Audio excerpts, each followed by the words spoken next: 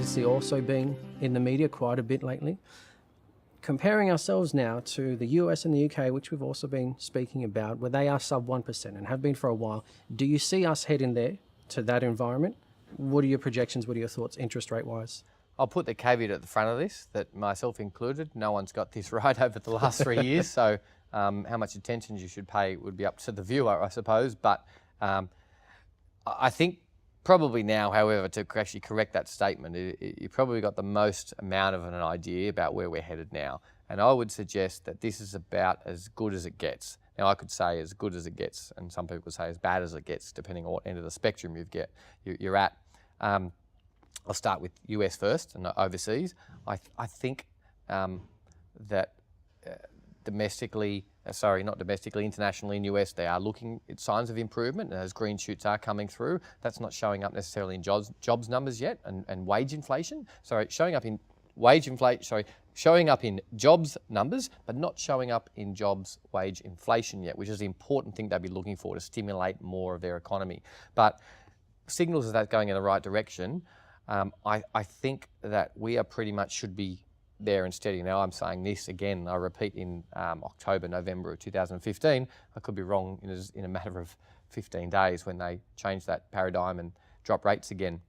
But that might have a little bit more to do with, you'd know about Westpac at the moment. They're putting a rate increase on just because they've got to cover the cost of funds and their new international lending standards, which is fair, whether it's fair or not. I'm not out there to defend the banks.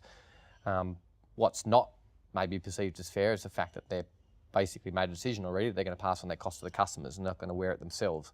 Do you think that the other four or the other three may echo that? I'd probably say by the time the video's out, it'll already be done. So, that's not up to me.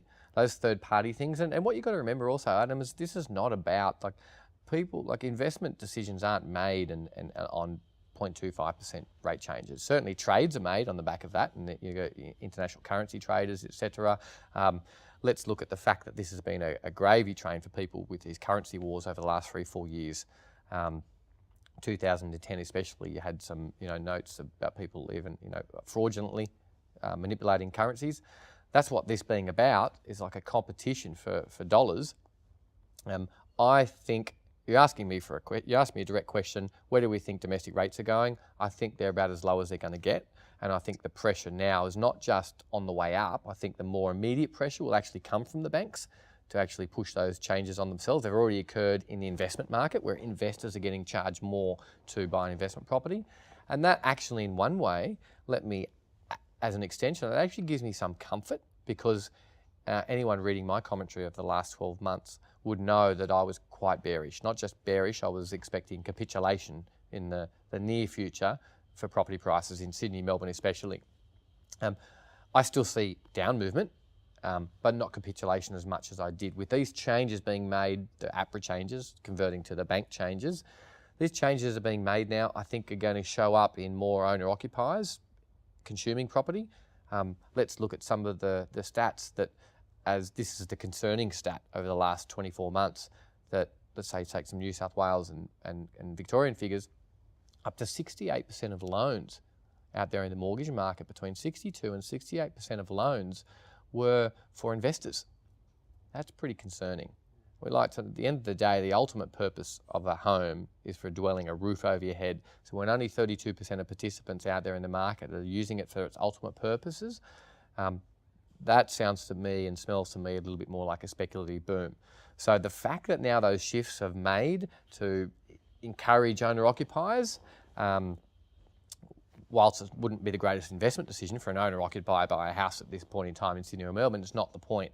Owner-occupiers protect their house values a little bit more than others. The first ones to fly out of the door are the investors and the speculators. The ones who own, they live there, they fix it up, they trick it up with a bit of paint, they might even renovate to cover some of their equity losses, but they stand firm and they're better holders. So I see more of a soft landing now for Sydney and Melbourne. I know you didn't ask the question specifically, but the interest rate question is absolutely tied to that.